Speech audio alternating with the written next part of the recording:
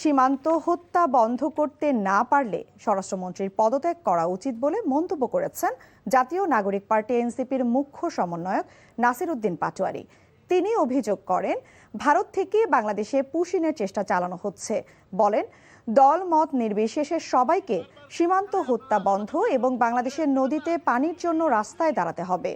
লালমনিরহাটের হাতীবান্ধা উপজেলার আমঝোল সীমান্তে বিএসএফের গুলিতে নিহত খাদিমুল ইসলামের কবর জিয়ারত ও পরিবারের সদস্যদের সঙ্গে সাক্ষাৎ শেষে সাংবাদিকদের এসব কথা বলেন তিনি। মুখ্যমন্ত্রী যিনি আছে ওনার হলো সীমান্ত হত্যা যদি হয় ওনার পদত্যাগ করা উচিত। উনি যদি সীমান্ত হত্যা বন্ধ না হলে আমাদেরকে দায়িত্ব দেখ, আমরা হলো সীমান্ত হত্যা বন্ধ করবো ইনশাআল্লাহ। আমরা যদি অস্ত্র না থাকে আমরা বাঁশ নিয়ে রেডি হবো সীমান্তে, কিন্তু ভারতীয় বাহিনীকে এখানে অনুপ্রবেশ করতে দিব না।